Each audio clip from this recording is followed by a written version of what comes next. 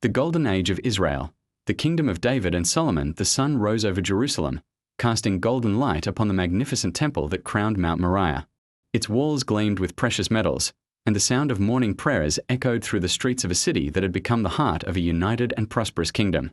This was the kingdom of Israel at its zenith, a realm that stretched from the river of Egypt to the Euphrates, a nation whose wealth and wisdom drew envoys from distant lands, and a people united under the banner of their God and their kings. The shepherd who became king. The story of Israel's golden age begins not in a palace, but in the fields of Bethlehem, where a young shepherd boy named David tended his father's flocks. The kingdom was then fractured and fearful, ruled by Saul, a king whose mind had grown troubled and whose leadership had faltered. The Philistines pressed at the borders, and the tribes of Israel looked to the horizon with uncertainty. David's rise was the stuff of legend. When the Philistine giant Goliath challenged Israel's army, it was this shepherd boy who stepped forward with nothing but a sling, 5 smooth stones, and an unshakable faith. The stone that felled the giant that day did more than win a battle. It announced the arrival of a leader who would transform a collection of tribes into a mighty kingdom.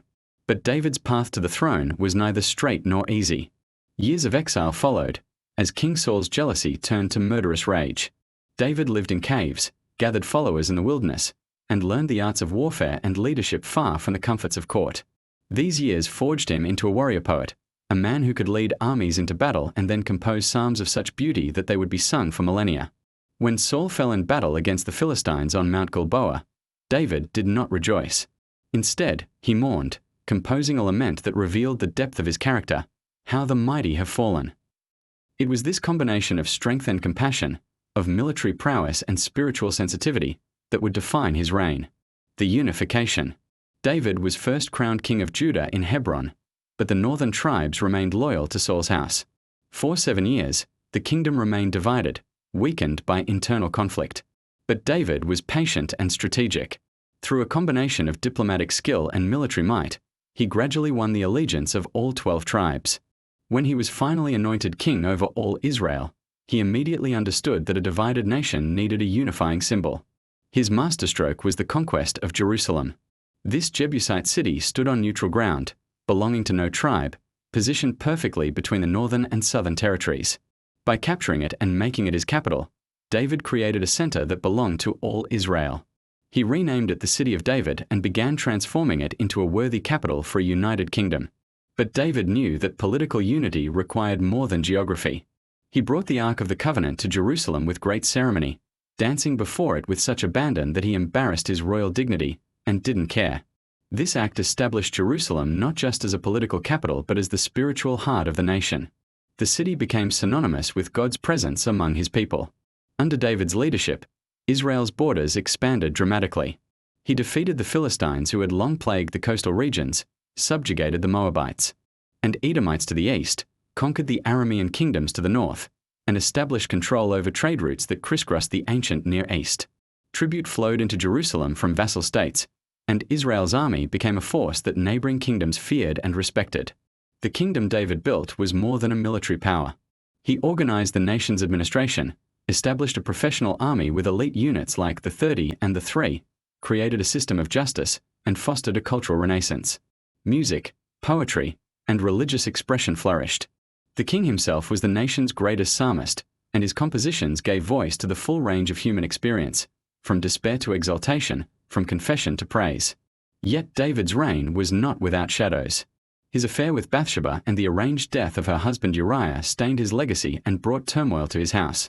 His son Absalom's rebellion nearly cost him his throne and broke his heart. These personal tragedies revealed that even the greatest king was human, flawed, and dependent on divine mercy. But through it all, David remained a man after God's own heart, always returning to repentance and faith. The wisdom of Solomon. As David aged, the question of succession loomed. Through palace intrigue and prophetic intervention, Solomon, the son of Bathsheba, emerged as heir to the throne. David's charge to his son was clear: be strong, show yourself a man, and observe what the Lord your God requires. Solomon's reign began with a dream. At Gibeon, God appeared to the young king and offered him anything he desired. Solomon's request revealed his character. He asked not for wealth or long life or victory over enemies, but for wisdom to govern God's people justly. This request pleased God so much that he granted not only wisdom but also riches and honor beyond measure. The new king's wisdom quickly became legendary. The story of two women claiming the same baby demonstrated his insight into human nature. His suggestion to divide the child revealed the true mother's love. This judgment spread throughout the kingdom, and people marveled that such wisdom dwelt in one so young. But Solomon's greatest achievement was not a judgment but a building. David had dreamed of constructing a temple for the Lord, but the task fell to his son. For 7 years, Jerusalem echoed with the sounds of construction as the most magnificent building in the ancient world took shape. Solomon imported cedar from Lebanon, bronze from Tyre, and gold in quantities that staggered the imagination. He employed master craftsmen from neighboring lands and mobilized thousands of workers. The temple that emerged was a wonder of the ancient world. Its inner sanctuary, the Holy of Holies, was overlaid entirely with gold. Massive bronze pillars flanked the entrance. The bronze sea, an enormous basin supported by 12 bronze oxen, held thousands of gallons of water. Intricate carvings of cherubim, palm trees, and flowers adorned every surface. When the temple was dedicated, the glory of the Lord filled it with such intensity that the priests could not continue their service. The dedication ceremony lasted 14 days.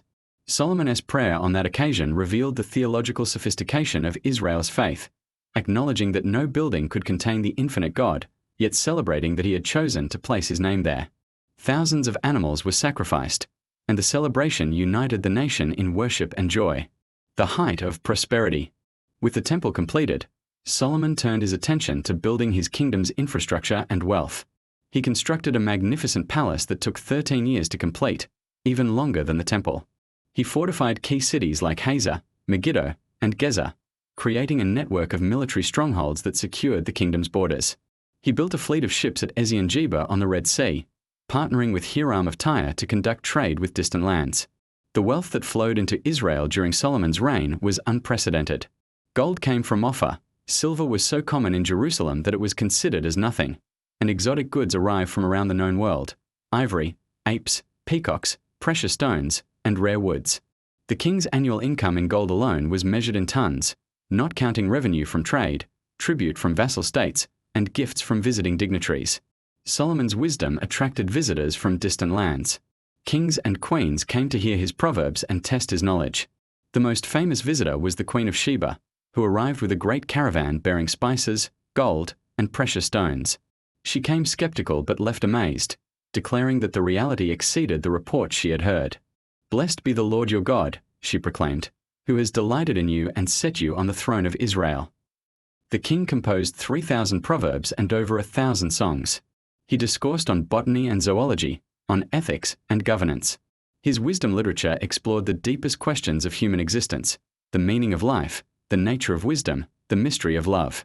Scribes recorded his sayings, and they became part of Israel's sacred literature, influencing thought for generations to come. International relations flourished under Solomon. He made alliances through marriage, bringing princesses from Egypt, Moab, Ammon, Edom, Sidon, and other nations into his household. Trade agreements with Phoenicia, Egypt, and distant kingdoms enriched both Israel and its partners. Jerusalem became a cosmopolitan center where diverse peoples mingled, where ideas were exchanged, and where Israel's God was proclaimed to the nations. The legacy.